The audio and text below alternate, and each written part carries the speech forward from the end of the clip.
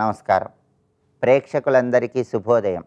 ఈనాటి శుభయోగం శీర్షికన డొల్లు కర్తరి ప్రారంభమవుతున్న తరుణంలో ఎలాంటి ప్రత్యేకమైన విధి విధానాలు పాటించాలో, అలాగే పాప విమోచన ఏకాదశి సందర్భంగా ఎలాంటి విధులు నిర్వహిస్తే ఉత్తమ ఫలితాలు కలుగుతాయో పరిశీలిద్దాం.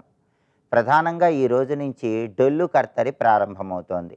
డొల్లు కర్తరి అంటే అర్థం ఏంటంటే, సూర్యుడు భరణీ నక్షత్రం 3వ పాదంలో, భరణీ నక్షత్రం 4వ పాదంలో సంచరించే కాలాన్ని డొల్లు కర్తరి లేదా చిన్న కర్తరి అనే పేరుతో పిలుస్తారు. ఈ రోజు నుంచి సూర్యుడు భరణీ నక్షత్రం 3వ పాదంలో సంచారం ప్రారంభమవుతుంది. ఈ డొల్లు కర్తరి సందర్భంగా కొన్ని ప్రత్యేకమైన పనులు నిర్వహించరాదు. గృహానికి సంబంధించిన పనులేవి కూడా డొల్లు కర్తరిలో నిర్వహించరాదు. గృహారంభము, గృహప్రవేశము ఇలాంటి కార్యక్రమాలు నిర్వహించరాదు. అలాగే ఇంటికి దర్వాజాలు ఏర్పాటు చేయటం ఇలాంటి కార్యక్రమాలు కూడా డొల్లు కర్తరిలో చేయరాదు. వ్యవసాయానికి సంబంధించినటువంటి పనులు, విత్తనాలు నాటటము, అలాగే బావులు, చెరువులు తవ్వటము ఇటువంటివేవి కూడా డొల్లు కర్తరిలో నిర్వహించరాదు. అలాగే దేవాలయంలో ధ్వజస్తంభ ప్రతిష్టాపనలు కూడా డొల్లు కర్తరిలో నిర్వహించరాదు. అన్నప్రాసన, బారసాల లాంటి కార్యక్రమాలు డొల్లు కర్తరిలో నిర్వహించుకోవచ్చు. కానీ గృహ సంబంధమైనటువంటి కార్యక్రమాలు, వ్యవసాయ సంబంధమైనటువంటి కార్యక్రమాలు, భూమిని తవ్వటం ఇటువంటివేవి కూడా డొల్లు కర్తరిలో నిర్వహించరాదు. అలాగే ఈరోజు పాప విమోచన ఏకాదశి, శ్రీమన్నారాయణమూర్తికి ఎంతో ప్రీతిపాత్రమైన రోజు. ఈ పాప విమోచన ఏకాదశి ప్రాధాన్యతను పరిశీలిస్తే, మేధావి అనే మహర్షి తపస్సు చేసుకుంటున్న తరుణంలో మంజుఘోష అనే పేరు కలిగిన అప్సరస ఆ తపస్సును భగ్నం చేయటానికి ప్రయత్నిస్తుంది. అప్పుడు మేధావి అనే ఆ మహర్షి మంజుఘోషకి శాపం ఇస్తాడు. ఆ శాప ప్రభావం వల్ల మంజుఘోషకి తీవ్రమైన అనారోగ్యం ఏర్పడుతుంది. ఆ అనారోగ్యాన్ని తొలగింపజేసుకోవటానికి, చేసిన కర్మ ఫలితాల నుంచి బయటపడటానికి పాప విమోచన ఏకాదశి సందర్భంగా ఏకాదశి వ్రతాన్ని ఆచరించిందని ప్రామాణిక గ్రంథాల్లో చెప్పడం జరిగింది. కాబట్టి ఎవరైనా సరే సంచిత కర్మల తీవ్రతను తగ్గింపజేసుకోవాలంటే, పాపాల నుంచి బయటికి రావాలంటే పాప విమోచన ఏకాదశి సందర్భంగా ఏకాదశి వ్రతాన్ని ఆచరించాలి. అంటే పగలు ఉపవాసం ఉండటం, విష్ణు నామస్మరణ చేయటం, రాత్రికి జాగరణ చేస్తూ విష్ణుకు సంబంధించినటువంటి కీర్తనలు శ్రవణం చేస్తూ మర్నాడు ద్వాదశి రోజు ఎవరికైనా భోజనం పెట్టి మీరు కూడా భోజనం స్వీకరించాలి. ఇలా ఏకాదశి వ్రతాన్ని ఆచరించడం ద్వారా శ్రీమన్నారాయణమూర్తి అనుగ్రహానికి పాత్రులై సంచిత కర్మ ఫలితాల తీవ్రతను తగ్గింపజేసుకోవచ్చు. డొల్లు కర్తరి సందర్భంగా ప్రత్యేకమైన నియమాలు పాటించండి.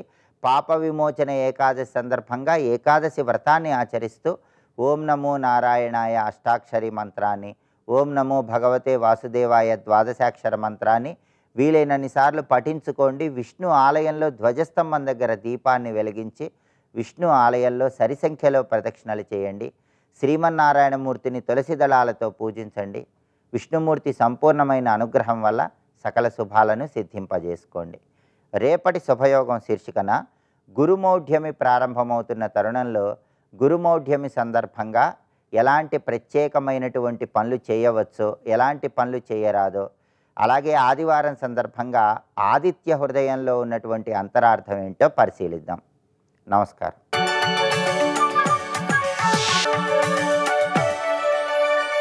నందకిశోర నవనీత చోర నాద విహార శ్రీధర, నందకిశోర నవనీత చోర నాద విహార శ్రీధర.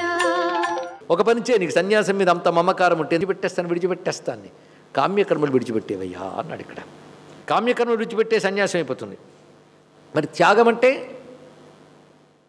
కామ్యకర్మలే కాకుండా ఎలాగో అది విడిచిపెట్టేసాగానే అయిపోయింది. ఇక మిగిలిన కర్మలు విధియుక్త కర్మలు ఉండిపోయాయి. వాటి నిత్య నైమిత్తిక అని 2 విభాగాలు చేయాలి.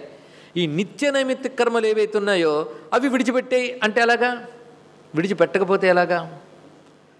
ఎంత బాగా చెప్పాడు. కామ్యకర్మలు విడిచిపెట్టే, అప్పుడు కర్మలు విడిచిపెట్టేసే కనుక సన్యాసి అంటాను నేను. నిత్యకర్మలు, సర్వకర్మలు, సర్వమైన నిత్య నైమిత్తిక కర్మల యొక్క ఫలాన్ని విడిచిపెట్టు, అప్పుడు త్యాగివైపోతావు. కానీ సర్వకర్మ ఫలత్యాగం ప్రాహుస్త్యాగం విచక్షణా. మొట్టమొదటి మాట ఎంత చక్కగా చెప్పాడు. కానీ సన్యాసం ఒకరికి, త్యాగం ఒకరికి బోధించట్లేదు ఆయన. సన్యాసము త్యాగం కూడా ఒక్కరికే బోధిస్తున్నాడు. ఎవరికి? మోక్షం కావాలనుకున్న వాడికి. అది ముముక్షువుకి చెప్తున్నాడు విషయం అన్నారు భగవత్పాల్ వారు. అది కూడా నిష్కామ కర్మ యోగానుష్ఠాన పరుడైన ముముక్షువుకి చెప్తున్నాడు అన్నారు.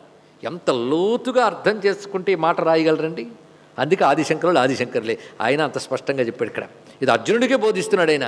ఇది నాయన సన్యాసం అంటే ఇది, త్యాగం అంటే ఇది. ఈ రెండూ కూడాను తెలుసుకోవాల్సినవి. కొందరు ఏమంటారంటే, ఇక్కడ కృష్ణుడు చెప్తున్నది ప్రధానంగా నిర్వచనం చెప్పేశాడు.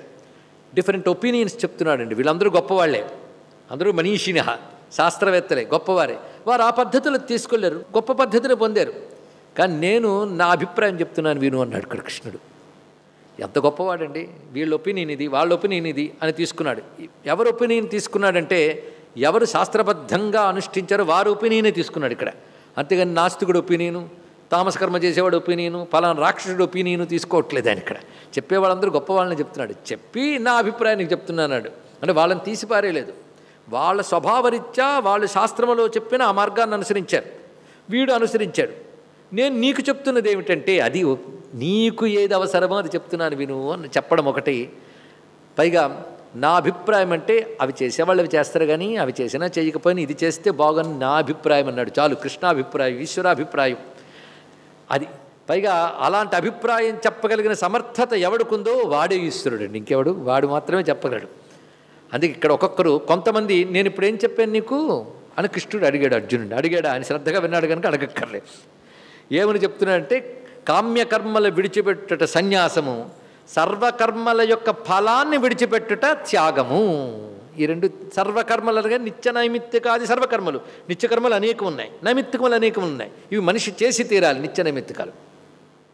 వాటన్నిటినీ నువ్వు ఎన్ని నిత్యకర్మలు చేయి, నేను నైమిత్తిక కర్మలు చేయి, వాటన్నిటి యొక్క ఫలాన్ని త్యజిస్తే త్యాగం అంటారు. కొందరు ఏమంటారంటే, అసలు నిత్య నైమిత్తిక కర్మలు కూడా బంధహేతువులే. ఎందుకంటే కర్మ అంటేనే బంధిస్తుంది. కర్మ లేకపోతే జన్మే లేదు, కర్మ వల్లే జన్మ వస్తుంది. ఎందుకంటే కర్మణా బధ్యతే జంతువు అని ఉపనిషద్వాక్యం ఉంది. సన్యాసోపనిషత్తు ఉపనిషత్తులు ఉంది వాక్యం. కర్మ చేత బంధింపబడుతుంది జంతువు. అటువంటిప్పుడు కర్మలన్నీ లోపాలు ఉంటాయి, కర్మలు బంధిస్తాయి. కానీ అన్ని కర్మలు విడిచిపెట్టడమే చాలా మంచిది అని కొందరు మేధావులు అంటారు అంటున్నాడు. చూడండి, త్యాజ్యం దోషవత్ ఇత్యేకే కర్మ ప్రాహుర్మనీషిణ.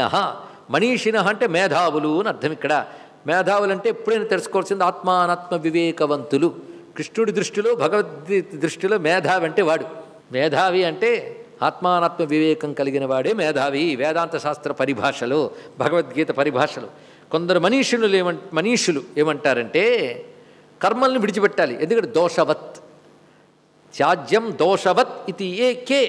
ఏకే అంటే త్యాగే నైకే, కొంతమంది అని అర్థం. ఇక్కడ కొంతమంది మనీషులు ఏమంటారంటే, మేధావులు, కర్మలన్నీ దోషములతో ఉన్నాయి కనుక త్యాజ్యం విడిచిపెట్టవలసినదే, నిత్యం కాదు, నైమిత్తికం కాదు. అందుకే సన్యాసులు అవన్నీ విడిచిపెట్టేస్తారు.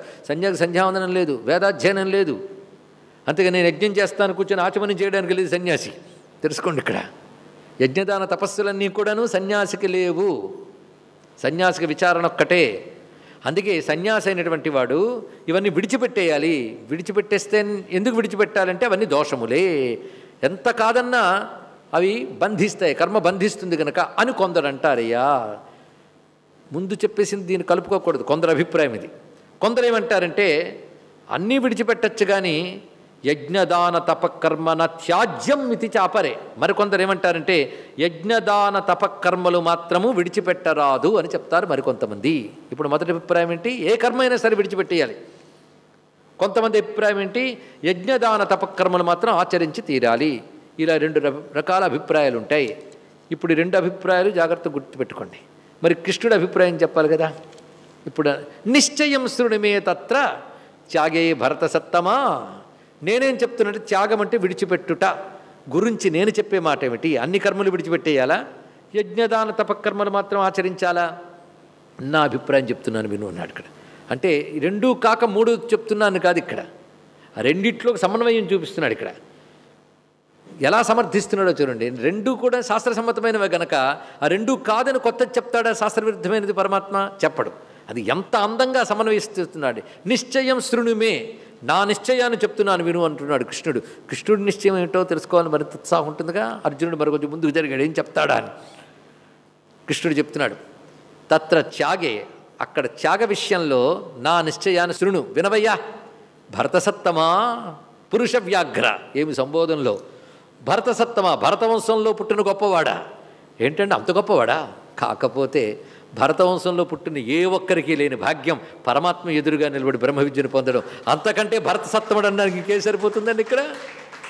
పైగా కృష్ణుణ్ణే ఎంచుకున్నాడు, నువ్వు ఒక్కడివి చాలయ్యా అన్నాడు. ఒక్కడు చాలండి, అర్జునుడిని పాదాలకు దండం పెట్టచ్చు మనం ఇక్కడ. కృష్ణాను ఒక్కడివి చాలు, ఆ మాట చాలు. పరమాత్మ ఒక్కడు చాలు అనుకునేవాడే వాడి పాదాలకు దండం పెట్టాలి. ఎంతమంది ఉంటారు? అందుకే అర్జునుడు భాగవతోత్తముడు, ఆయన పాదాలకు నమస్కరించుకోవాలి. పరమాత్మని మాత్రమే ఎంచుకున్న మహాత్ముడు ఆయన ఇక్కడ. అందుకే భరతసత్తముడు పురుష వ్యాఘ్ర, నువ్వు సామాన్యుడివి కావు, వీరుడివి. వీరుడు అనగానే తెలుసుకోవాల్సింది ఏంటంటే అనాత్మ విషయాల్ని, ఇంద్రియాలను నిగ్రహించి పరమార్థం పొందడానికి తగ్గ వీరత్వం నీలో ఉంది కనుక నువ్వు పురుష వ్యాఘ్రుడివి. అందుకు పురుష వ్యాఘ్ర భరతసత్తమా నిశ్చయం శృణు, నా నిశ్చయాన్ని చెప్తున్నాను విను. పైగా త్రివిధ త్యాగ సంప్రకీర్తిత, త్యాగం కూడా 3 రకాలుగా ఉంటుంది సుమా అన్నాడు ఇక్కడ. ఎలాగంటే తామసాది ప్రకారై త్రివిధి అంటే తామస, రాజస, సాత్విక త్యాగములను 3 ఉంటాయట. అంటే కర్మలు విడిచిపెట్టేసిన వాళ్ళలో కూడా 3 వెరైటీలు ఉంటారండి ఇక్కడ. మీరు ఇప్పుడు వెతికితే కర్మను విడిచిపెట్టిన మహాత్ములు చాలామంది కనబడతారు. ఈ భూమి యందు కర్మను విడిచిపెట్టిన మహాత్ములు చాలామంది ఉంటారు. వీళ్ళందరూ సన్యాసుల, త్యాగుల, పొరపాటు పడతావేమో. కర్మను విడిచిపెట్టారు కానీ త్యాగులు అనాలి, కానీ ఆ త్యాగులకు వేరే టైటిల్ ఇస్తాను తర్వాత నేను. వాళ్ళల్లో 3 రకాలు ఉంటారు త్యాగులు. కనుక నా నిశ్చయం చెప్తున్నాను, 3 రకాల త్యాగులు ఉంటారు. కానీ నిజమైనటువంటి త్యాగం ఏదో చెప్తున్నాను విను అన్నాడు. యజ్ఞ దాన తప కర్మ న త్యాజ్యం కార్యమేవ తత్. యజ్ఞము, దానము, తపస్సు, ఈ కర్మని ఎట్టి పరిస్థితుల్లోనూ విడిచిపెట్టరాదు ఎవరు. మళ్ళీ జాగ్రత్తగా ఉండాలండి ఇక్కడ. కర్మలో ఉన్నవారు స్వస్తి.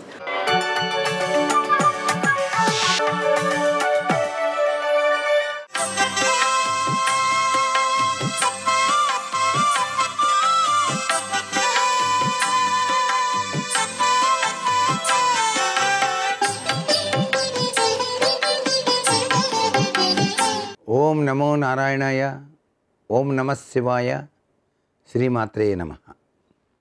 ఈ రోజున ఏకాదశి పర్వదినం. ఎవరైతే ఈ రోజున గోసేవ చేస్తారో వారికి విశిష్టవంతమైనటువంటి సత్ఫలితాన్ని ఆ గోమాత ప్రసాదిస్తుంది. గోవులో సకల 3 దేవతా స్వరూపాలు నిక్షిప్తమై ఉన్నాయి. గోవు చుట్టూతా ప్రదక్షిణం ఆచరించి పుష్టభాగం వద్ద పసుపు కుంకుమ అలంకరణ చేసి లక్ష్మీ అష్టోత్తర శతనామావళి ఆ పుష్టభాగం వద్దనే చదివి గోవుకు వలసిన గ్రాసాన్ని గనక ఈ రోజున తినిపించినట్లయితే లక్ష్మీ కటాక్షము అనేటువంటిది తప్పనిసరిగా వస్తుంది. అంతేకాకుండా ఈనాడు వరోధిని వ్రతం అనేటువంటిది కూడా ఆచరించేటువంటి సాంప్రదాయ లక్షణం ఉంది. ఈ వ్రతాన్ని ఆచరిస్తే 1000 గోవుల్ని దానం చేసినటువంటి సత్ఫలితం వస్తుంది అని చెప్పేసి మనకు శాస్త్రాలు తెలియజేస్తున్నాయి. గోపూజ, గోసేవతో పాటుగా వరోధిని వ్రతం గనక ఆచరించడం వలన చాలా విశేషకరమైనటువంటి చక్కటి యోగం ప్రతివారికి కూడా సిద్ధిస్తుంది సుమా అంటోంది శాస్త్రం. దీన్ని మరి ఆచరణలో ఈ ఏకాదశి నాడు ఎవరైతే ఆచరిస్తారో వారికి సర్వేశ్వరుని యొక్క, అంతర్యామి యొక్క దివ్యవంతమైనటువంటి ప్రభావంతో పాటుగా లక్ష్మీ కటాక్షం కూడాను సిద్ధిస్తుంది సుమా అని చెప్పేసి శాస్త్రం. ఈ ఏకాదశి పర్వదినాన తప్పనిసరిగా ఉపవాసం ఉండాలి. ఉపవాసం ఉన్నటువంటి వాళ్ళు నారాయణ సూక్తం కనుక పఠనం చేయటం వలన చాలా విశిష్టవంతమైనటువంటి ప్రభావం వచ్చి తీరుతుంది.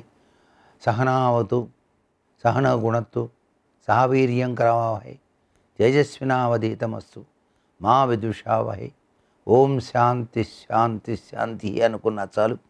చాలా విశిష్టవంతమైనటువంటి సత్ఫలితం ఈ ఏకాదశి నాడు లభ్యపడుతుంది సుమా అంటోంది శాస్త్రం. మన భారతీయ సనాతన సంస్కృతి సంప్రదాయంలో చెప్పినటువంటి అన్ని సూత్ర ప్రాతిపదికల వెనకాల అద్వితీయమైన ఐశ్వర్యంతో పాటు ఆరోగ్యం కూడా దాగి ఉంటుంది. అందుకని ఆరోగ్యము, ఐశ్వర్యము, అభీష్టాలు నెరవేర్చుకోవడానికి ఏకాదశిని సద్వినియోగం చేసుకుందామా మరి. సర్వే జనా సుఖినో భవంతు.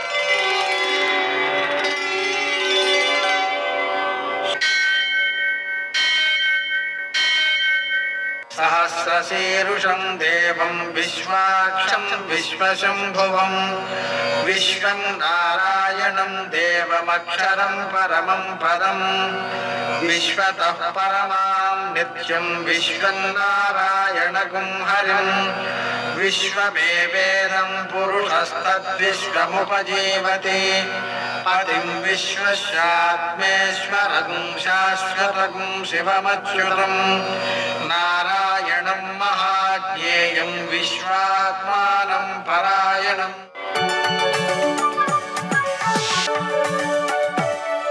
सूर्यशौर्यमथेन्दुरिन्द्रपदवी सन्मङ्गलं मङ्गलम् పద్మావతి ప్రణయలాలితముగ్ధదేహ శ్రీ వెంకటేశరుణమోచనమస్తు మహ్యం. నేటి కాలమాన విశిష్టాలను గమనిద్దాం. స్వస్తి శ్రీ చాంద్రమాన క్రోధినామ సంవత్సరం ఉత్తరాయణం వసంత ఋతువు చైత్రమాసం కృష్ణపక్షం శనివారం. సూర్యోదయం 5:52 సూర్యాస్తమయం 6:34. తిథి ఏకాదశి రాత్రి 8:36 వరకు. నక్షత్రం పూర్వభాద్ర రాత్రి 10:05 వరకు. వర్జం ఉదయం 5:56 నుంచి 7:24 వరకు. దుర్ముహూర్తం ఉదయం 5:52 నుంచి 7:34 వరకు. అమృతకాలం మధ్యాహ్నం 2:44 నుంచి 4:12 వరకు. రాహుకాలం శనివారం కాబట్టి ఉదయం 9 నుంచి 10:30 వరకు.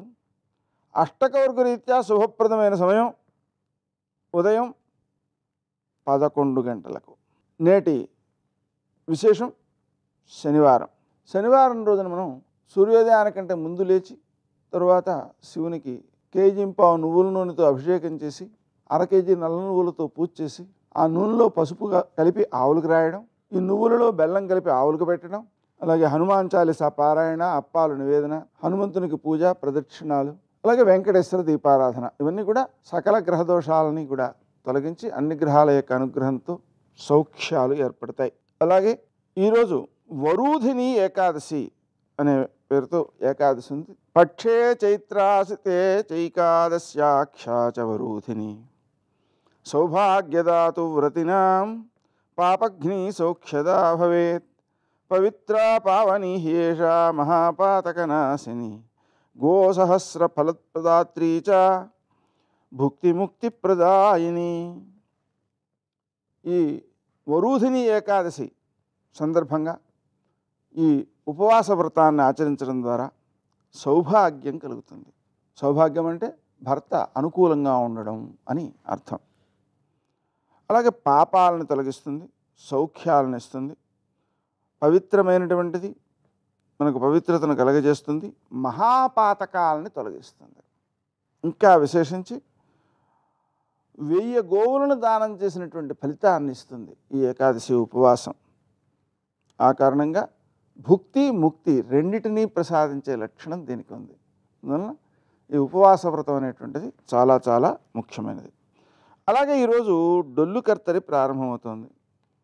కర్తరి సందర్భంగా నూతనముగా శంకుస్థాపనలు మొదలైనవి చేయకూడదు.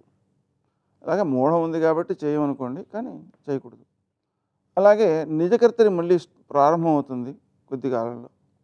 అది ప్రారంభమైన తర్వాత అసలు నిర్మాణాలే ఆపేయమంటారు. ఆ కర్తరి సమయంలో నిర్మాణాలు చేయకూడదు, నూతులు తవ్వకూడదు. మృతు దారు శిలాగ్రహకర్మాణి వర్జ్యాని అంటే మట్టి తవ్వడం మొదలైనటువంటి పనులు, ఇంటి పనులు, కర్రతో చేసేటువంటి తలుపులు చేయడం లాంటి పనులు, రాళ్ళు చెక్కడం లాంటి పనులు ఇవేమీ చేయకూడదు అని చెప్పి శాస్త్రం. అందుకని ఆ సమయం చేయకూడదు. అలాగనే ఈరోజు త్రిపుష్కర యోగం రాత్రి 8:36 నుంచి 10:05 వరకు ఉంది. ఆ కారణంగా మనం ఆ సమయంలో ఏవైతే పునరావృతం కాకూడదు అనుకుంటామో ఆ పనులు చేయకుండా ఉండడమే మంచిది. నేటి ఆణిముత్యాలు.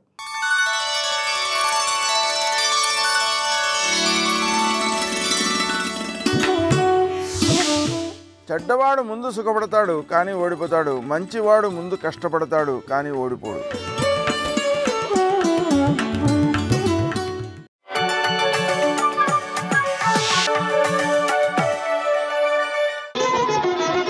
జై జయ జయ జయ జయ జయ శ్రీ హనుమా జయ జయ జయ జయ ప్రభుదయ గనుమా. త్రికూటము సువేలము అని 2 పర్వతాలున్నాయి లంకలో. అందులో త్రికూట పర్వతం మీద కాంచన లంకని నిర్మాణం చేశాను. అమరావతి ఎలా ఉంటుందో ఆ కాంచన లంక అలాగే ఉంటుంది. అది అంతా బంగారము, వజ్రములు, వైఢూర్యములు, పగడములు అటువంటి వాటితో నిర్మాణం చేశాను.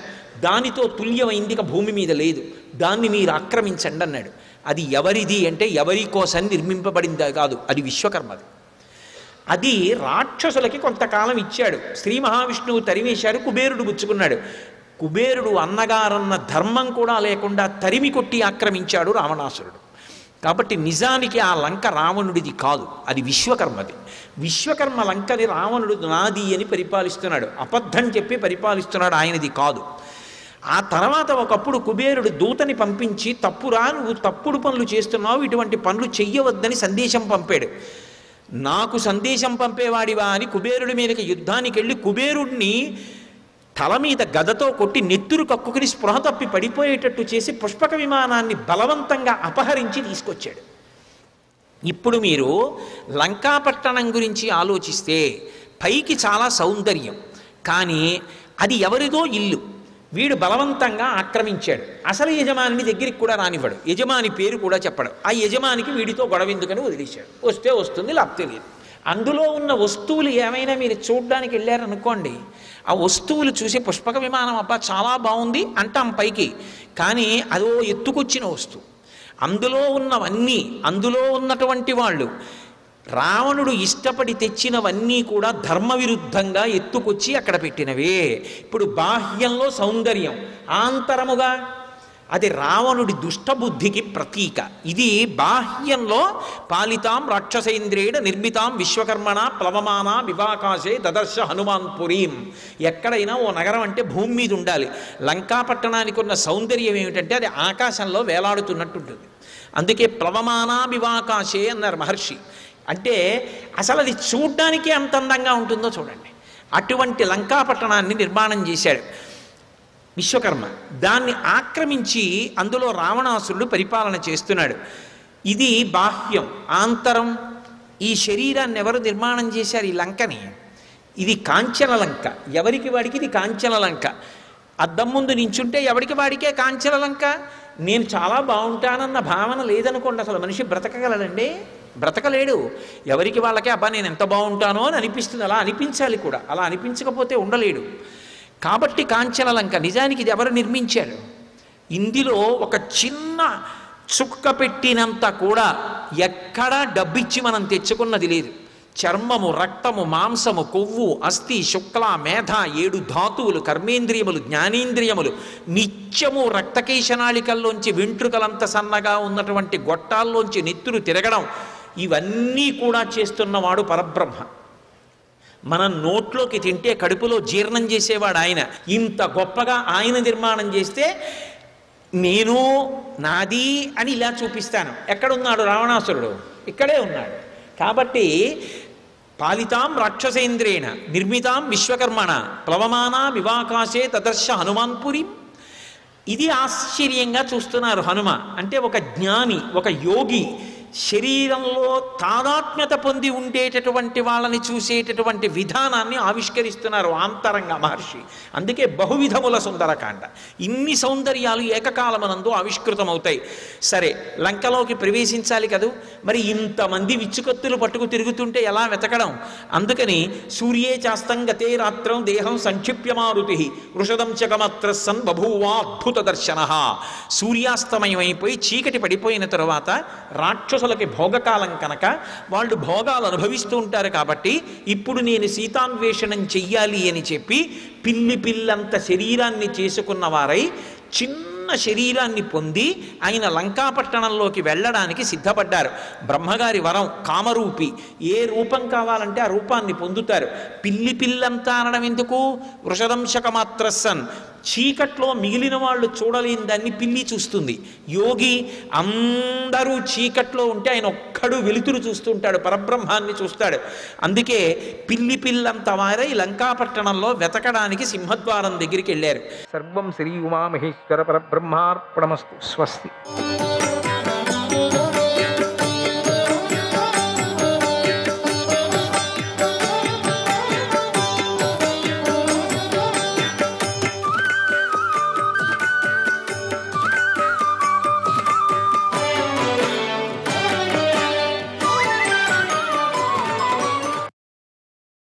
కర్ణుడి బాణాలకు కృష్ణుడి శరీరం తీవ్రంగా గాయాలు పాలు కావటాన్ని చూసి అర్జునుడు విపరీతంగా కోపించాడు. అగ్నిలాగా ప్రజ్వలించే బాణాలను ప్రయోగించాడు. అవి ప్రాణాంతకమైన బాణాలు. కర్ణుడు బాధతో కంపించిపోయాడు. 2,000 మంది సైనికులు దుర్యోధనుడికి అత్యంత విధేయులుగా ఉన్నారు. అప్పుడు వారు అతడి మాటను తూచా తప్పకుండా పాటిస్తారు. ఎప్పుడు యుద్ధానికి సిద్ధంగా ఉంటారో వారిని అర్జునుడు చంపేశాడు. అయిపోయింది. వాళ్ళు ఒకే బాణంతో కొన్ని 1000 బాణాలతో చంపేశాడు. అది చూసి కౌరవ సేనంతా భయంతో పరుగులు తీసింది. మొత్తం రిజర్వ్గా ఉండినటువంటి వాళ్ళంతా పోయారు. ఓ మహారాజా, దాంతో యుద్ధభూమి అంతా శూన్యమైపోయింది. ఇదంతా ఒక్క అర్జునుడి వల్లనే జరిగింది. అప్పుడు కర్ణుడు అన్ని వైపులా చూశాడు. యుద్ధభూమి అంతా ఖాళీ అయిపోయింది. అందుకు కర్ణుడు బాధపడలేదు. ఎలాగైనా అర్జునుడిని పడగొట్టాలని ఉత్సాహపడ్డాడు. వేగంగా అర్జునుడిపైకి దాడి చేశాడు అన్నాడు సంజయుడు. శ్రీకృష్ణాయ పరమాత్మనే నమః. 90వ అధ్యాయం. సంజయుడు ధృతరాష్ట్రుడితో ఇలా అంటున్నాడు. ఓ మహారాజా, యుద్ధభూమిలో కర్ణార్జునుల యుద్ధం ఘోరంగా సాగుతోంది. అర్జునుడి భయపడి పారిపోయిన కౌరవులు అర్జును నుండి బాణం పడేంత దూరంలో ఉండక ఇంకా వెనుకకు నిలబడి ఉండి అక్కడి నుంచి చూస్తున్నారు. వీళ్ళకి కొట్టుకుంటే కట్టం కదా, అందుకని చూస్తున్నారు. అక్కడి నుంచి పైనుంచి చూస్తున్నారు. నీ వారి సేనలన్నీ చెదిరిపోయాయి. అర్జునాస్త్రం తీవ్రంగా ముందుకు దూసుకొని వస్తోంది. దాన్ని కౌరవులందరూ చూశారు.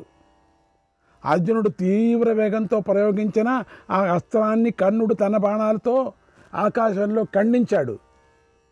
అర్జునుడు అస్త్రం మాత్రం కౌరవులను నాశనం చేస్తుంది. అప్పుడు కర్ణుడు పరశురాముడి నుండి తాను పొందిన మహామహిమ గలది శత్రునాశనమైనది అథర్వణాస్త్రాన్ని ప్రయోగించాడు. దానితో అర్జునుడు ప్రయోగించిన అస్త్రాన్ని నాశనం చేశాడు.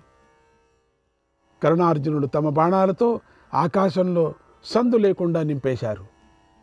అసలు కనపడటం లేదు పైన ఉండే దేవతలకు యుద్ధము. ఎందుకంటే ఇట్లా అయిపోయింది. బాణాలు ఛత్రిలాగా వచ్చేసింది. అలా పోరాడుతున్న ఆ ఇద్దరిలో పరాక్రమంలోనూ అస్త్ర ప్రయోగంలోనూ మాయాబలంలోనూ పౌరుషంలోనూ ఒకసారి కర్ణుడు అధికంగా కనిపిస్తున్నాడు, మరొకసారి అర్జునుడు అధికంగా కనిపిస్తున్నాడు. ఏంటి? ఒకరినొకరిని దెబ్బతీయాలనే అవకాశం కోసం ఎదురు చూస్తున్నారు. వారు అలా దుస్సహంగా పోరాడుతుంటే యోధులందరూ ఆశ్చర్యపోయారు. ఆ ఘోర యుద్ధంలో రథాలు, గుర్రాలు, ఏనుగులతో భూమంతా బద్దలవుతున్నట్లుగా ఉంది. ఇంతలో పాతాళలోకంలో శయనించి ఉన్నటువంటి అశ్వసేనుడికి నాగుపాముకు మెలకు వచ్చింది. అతడు ఆ కర్ణార్జున యుద్ధాన్ని చూసి వేగంగా భూమి మీదకి వచ్చాడు. రబడదబా వచ్చేశాడు. ఈ అశ్వసేనుడికి పూర్వం అర్జునుడితో శత్రుత్వం ఉంది. కింద చెప్పారు కదా వాళ్ళతో ఆవరించుకుంటానని. ఇప్పుడు అవకాశం వచ్చేసింది. అర్జునుడు కాండవనాన్ని కాల్చివేసే సమయంలో అశ్వసేనుడు తప్పించుకొని నేలలో దాక్కున్నాడు అనుకున్నాం కదా. ఇప్పటికైనా అర్జునుడి మీద పగ తీర్చుకోవాలని సమయం కోసం ఎదురు చూస్తున్నాడు. అశ్వసేనుడికి ఊర్ధ్వగమన శక్తి ఉంది. అతడు మహాభారత సంగ్రామాన్ని చూశాడు. కర్ణార్జునుడు తీవ్రంగా పోరాడుతున్నారని తెలుసుకున్నాడు. దురాత్ముడైన అర్జునుడిపై నేను ఈ రోజున పగ తీర్చుకుంటాను, అందుకు ఇదే తగిన సమయం అని అనుకున్నాడు. వెంటనే ఒక బాణమైపోయాడు. వేగంగా భూలోకానికి వచ్చి కర్ణుడి అమ్ములు పొదలోకి ప్రవేశించి దాగి ఉన్నాడు. వచ్చేశాడు. మంచి టైం ఇది. అస్త్రాలతో రణభూమి అంతా ఆవరించబడింది. ఎవరే అస్త్రం ప్రయోగిస్తున్నారో తెలియదు. చీకటిగా ఉంది. దుమ్ము కప్పుకుంది, గందరగోళంగా ఉంది. ఆ తర్వాత ఇంద్రుడు సూర్యుడు వారి ముఖాలను తుడిచారు. అదృశ్య రూపంలో వచ్చి వారి ముఖాలపై చెమట లేకుండా చేశారు. సూర్యుడు కర్ణుడి దగ్గరికి వచ్చాడు, తుడిచాడు. ఇంద్రుడు తన కొడుకు దగ్గరికి వచ్చారు, అర్జునుడి ముఖం తుడిచాడు. అశరీరంగా తెలియకనే మాయతో అర్జునుడి బాణాలతో కర్ణుడి శరీరం అంతా తూట్లు పడిపోయాయి.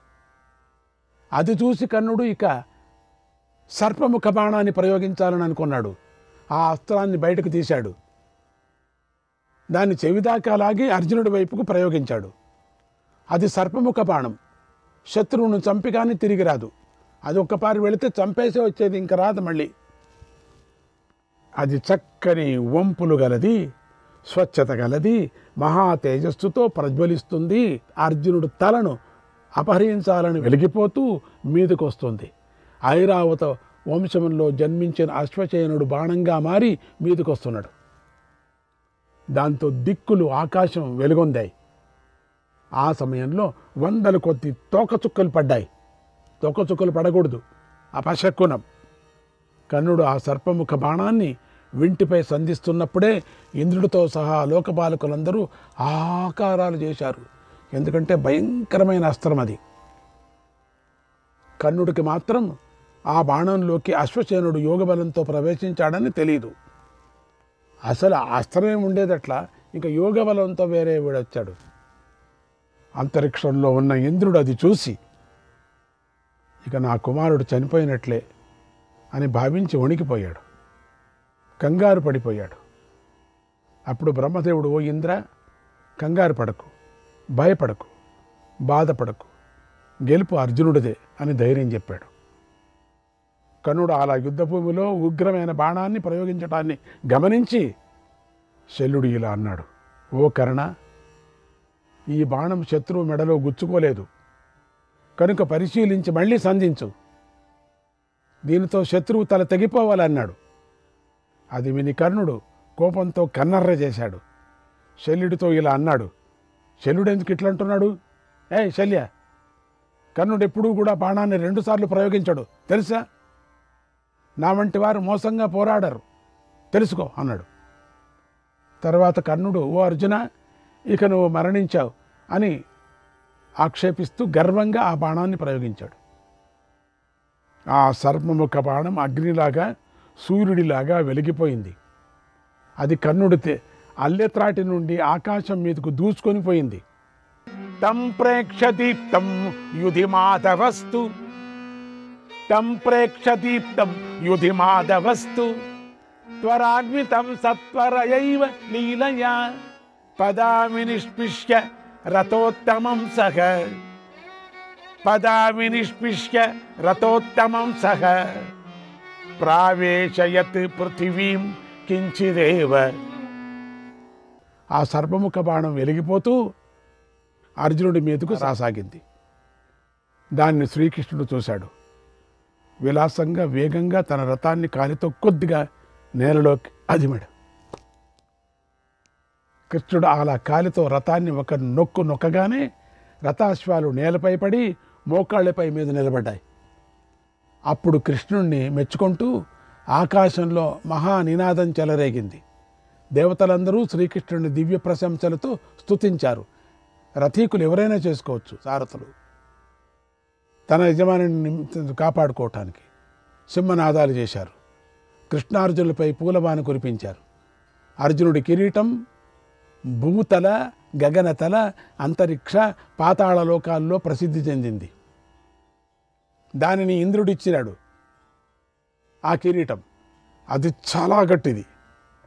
ఇంతలో కర్ణుడు ప్రయోగించిన సర్పముఖ బాణం వేగంగా దూసుకొని వచ్చి అర్జునుడి కిరీటాన్ని కొట్టేసింది. ఇక్కడ ఉంటే పోయవు. ఈయన నొక్కాడు, రథం కిందికి పోయింది, కిరీటం దొరికింది, టక్కని కిరీటం కొట్టేసింది. ఇక ఇక్కడి నుంచి కిరీటం ఎంతో గొప్పదో చెబుతున్నారు. అంత గొప్ప కిరీటాన్నే కర్ణుడు పడగొట్టాడంటే ఈ ఘటనతో కర్ణుడు మహారథుడని తెలిపారు. కర్ణుడు అలా నాగాస్త్రాన్ని తీవ్ర కోపంతో అర్జునుడిని సంహరించాలని ప్రయోగించాడు. కానీ ఆ అస్త్రం అర్జునుడి కిరీటాన్ని మాత్రమే పడగొట్టింది.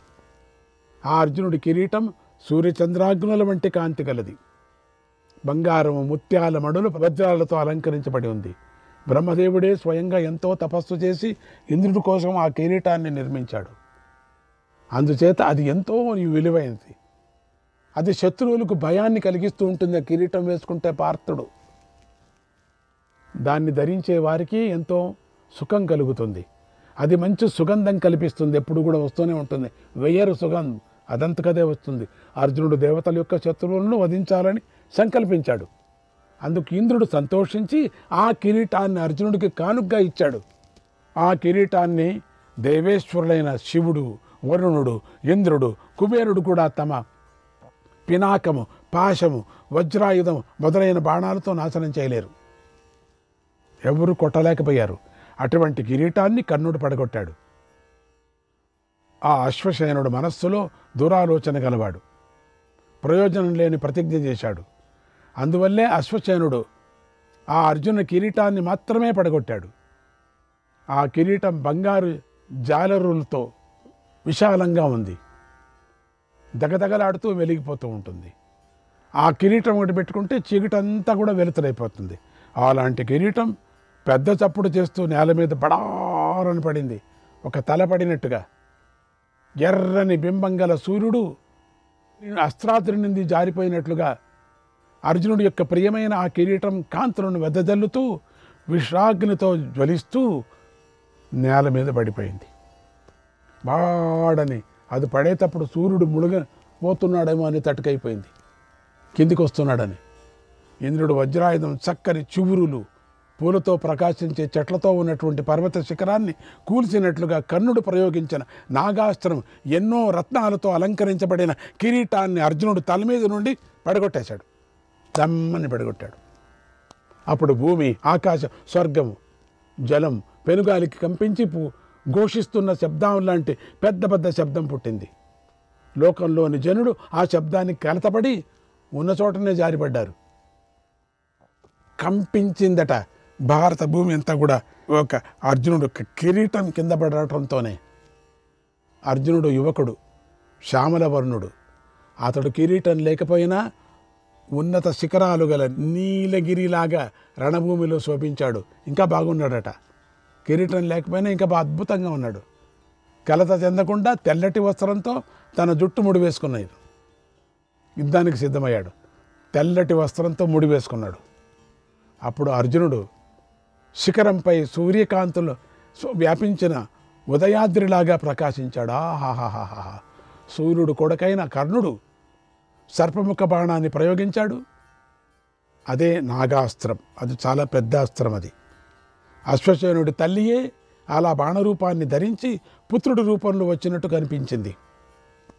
ఆ బాణం తేజస్సుతో, ప్రాణశక్తితో ప్రకాశిస్తున్నా, అది కూడా అర్జునుడి మీద ఉండే కోపం మీద ప్రకాశిస్తున్న అర్జునుడి తలను ఎగరగొట్టాలి. అయితే గుర్రాల కళ్ళాల ఎత్తులోనే గురిపెట్టినందువల్ల అది అర్జునుడి కిరీటాన్ని మాత్రమే ఎగరగొట్టింది. పైగా శ్రీకృష్ణ పరమాత్మ ఎందుకైనా మంచిదని కాలితో రథాన్ని భూమిలోకి తొక్కాడు. అప్పుడు ఆ బాణం లక్ష్యాన్ని ఛేదించలేకపోయింది. గురిపెట్టాడు సరిగా గొంతు దగ్గరికి, అది తొక్కాడు. తొక్కుతూనే వెళ్ళి చిన్నంత వెళ్ళిపోయింది. ఇక్కడికి వచ్చేసింది కిరీటం, టక్కన పోయింది.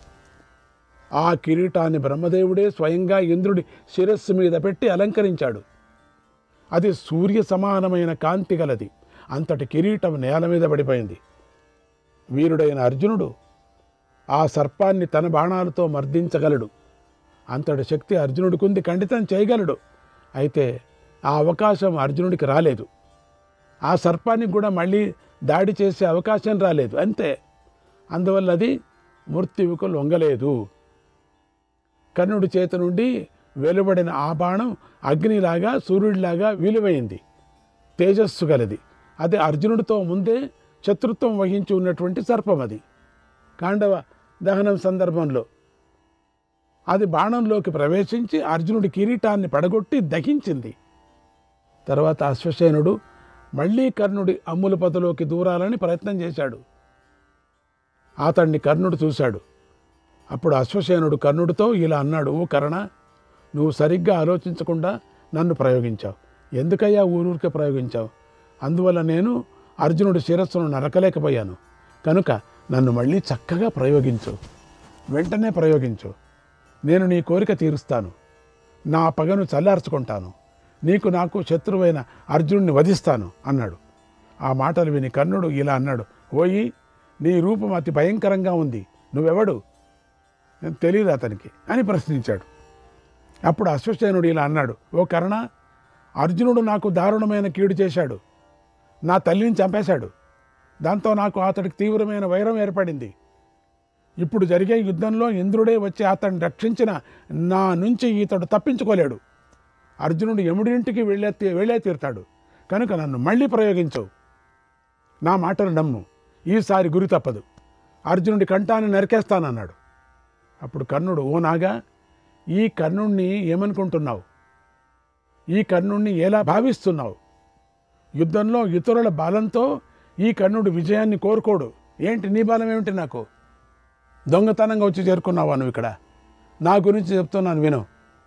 నేను ఒక్కడనే 100 మంది అర్జునులపైన వధిస్తాను. కానీ ఒకసారి ప్రయోగించిన అస్త్రాన్ని మరొకసారి నేను ప్రయోగించను. అర్థమైందే? నా దగ్గర నాగాస్త్రం ఉంది, దాన్ని అర్జునుడి మీద ప్రయోగిస్తాను. నా దగ్గర నాగాస్త్రం ఇంకోటి ఉంది, దానితో అతడిని చంపేస్తాను. కనుక నువ్వు ఇక్కడి నుంచి సుఖంగా వెళ్ళు, ఇక్కడి నుంచి వెళ్ళిపో అన్నాడు. ఆ మాటలు విని నాగరాజు అయిన అశ్వసేనుడు సహించలేకపోయాడు. ఇక కర్ణుడు ఎంత చెప్పినా వినడని గ్రహించాడు. రోషంతో మండిపోయాడు. ఇక తానే అర్జునుడిని చంపాలని నిర్ణయించుకొని ఉగ్ర రూపాన్ని ధరించాడు. ఏంటో ఎవరెవరికి యుద్ధం జరుగుతుంది, వీడెందుకు మధ్యలో వచ్చాడు? స్వయంగా తానే అర్జునుడి మీదకు బయలుదేరాడు. అప్పుడు శ్రీకృష్ణుడు ఈ అశ్వసేనుడిని చూసి అతడి ఉద్దేశాన్ని అర్థం చేసుకున్నాడు. వెంటనే అర్జునుడితో ఇలా అన్నాడు, ఓ అర్జున, అదిగో అశ్వసేనుడు, అతడు నీ శత్రువు, నీ మీద బాగా పగ పెంచుకున్నాడు. ఇప్పుడు ప్రతీకారం తీర్చుకోవాలని అనుకుంటున్నాడు. ఆ మహాసర్పాన్ని వధించన్నాడు. అర్జునుడు ఆ మాటలు విని కృష్ణుడిని ఇలా అడిగాడు, ఓ కృష్ణ, ఎవరి పాము, ఎవరి అశ్వసేనుడు, ఎవరివిడు? నేరుగా గరుత్మంతుడి నోట్లోకి పడుతున్నట్లుగా నా మీదకి ఎందుకు వస్తున్నాడు అని అడిగాడు. అప్పుడు కృష్ణుడు ఇలా అన్నాడు, ఓ అర్జున, నువ్వు కాండవనాన్ని కాల్చే సమయంలో ధనుసును పట్టుకొని అగ్నిదేవుడికి సహాయం చేస్తున్నావు. ఆ సమయంలో ఈ అశ్వసేనుడు తల్లి చాటున తన శరీరాన్ని దాచుకున్నాడు, తన శరీరాన్ని రక్షించుకున్నాడు. అప్పుడు బాణాలు ప్రయోగిస్తున్నావు. అతడి తల్లి ఈతడిని తన చాటు ఉంచుకొని అగ్ని నుంచి బయటపడాలని గాల్లోకి ఎగిరింది. నువ్వు ఆ పామును చూసి ఒకే పాము అనుకొని బాణాన్ని ప్రయోగించి అతడి తల్లిని మాత్రమే చంపావు. ఈతడు చాటు నుంచి తప్పించుకొని ప్రాణాలు రక్షించుకున్నాడు. ఆనాటి నుంచి ఈ అశ్వసేనుడు నీపై పగను పెంచుకున్నాడు. నిన్ను చంపాలనే ప్రతీకార వాంఛతో వేరెగిరిపోతున్నాడయ్యా. తెలిసిందా? నేను చెప్పింది అర్థమైందా? ఇప్పుడు అతడికి అవకాశం దొరికింది. ఆ పూర్వ వైరాన్ని గుర్తు చేసుకున్నాడు. చూసుకో, ఎలాగైనా నిన్ను చంపాలని అనుకుంటున్నాడు. ఇప్పుడు తాను చావటానికి నీ మీదకి వస్తున్నాడు. అదిగో అశ్వసేనుడు ఆకాశం నుండి జారి ప్రజ్వలిస్తున్నాడు. తొక్కచుక్కలాగా నీ మీదకు వేగంగా వస్తున్నాడు. ఆ మహాసర్పాన్ని గమనించన్నాడు. అర్జునుడు శ్రీకృష్ణుడి నోటి నుంచి కథంతా విని బాగా కోపించాడు. పదునైన 6 బాణాలను ఒక్కసారిగా ప్రయోగించాడు. అప్పుడు ఆ మహాసర్పం ఆకాశంలో పక్షిలాగా ఎగురుతూ ఎగురుతూ ఎగురుతూ వస్తుంది. అర్జునుడి బాణాలు వేగంగా దూసుకొని వెళ్ళి దాని శరీరాన్ని ముక్కలు ముక్కలు ముక్కలు చేశాయి. అది క్రింద పడిపోయింది. తర్వాత శ్రీకృష్ణుడు స్వయంగా భూమిలోకి కురింగిన రథాన్ని తన భుజాలతో పైకెత్తాడు. ఆ సమయంలో కర్ణుడు అడ్డంగా చూస్తూ 10 బాణాలను వేగంగా ప్రయోగించి అర్జునుడిని గాయపరిచాడు. అర్జునుడు వరాహ కరణాలు అనబడే పదునైన 12 బాణాలను ప్రయోగించి కర్ణుడిని గాయపరిచాడు. మళ్ళీ విషసర్పం వంటి వేగవంతమైన మరొక బాణాన్ని కర్ణుడిపైకి ప్రయోగించాడు. ఆ గొప్ప బాణం కర్ణుడి విచిత్ర కవచాన్ని ఛేదించింది. ప్రాణాలు తోడేస్తున్నట్లుగా కర్ణుడి రక్తాన్ని త్రాగి రక్తంతో తడిసి వేగంగా నేలలోకి దూసుకొని పోయింది. ఆ బాణపు దెబ్బతో కర్ణుడు తీవ్రంగా కోపించాడు. వెంటనే ఒక్క గొప్ప బాణాలను అర్జునుడిపైకి ప్రయోగించాడు. ఇంతలో అర్జునుడు వేగంగా బాణాలు ప్రయోగించి గొప్ప మడులు వజ్రాలతో అలంకరించబడిన ఆ కర్ణుడి కిరీటాన్ని విలువైన కుండలాలను కొట్టి నేలకొల్చాడు. ఆ కర్ణుడు ధరించిన కవచం ఎంతో విలువైనది. గొప్ప శిల్పులు ఎంతకాలంలోనూ శ్రమించి దానిని తయారు చేశారు. ప్రకాశవంతమైన ఆ కవచాన్ని అర్జునుడు క్షణకాలంలో తన బాణాలతో ముక్కలు చేశాడు. శ్రీకృష్ణాయ పరమాత్మనే నమః.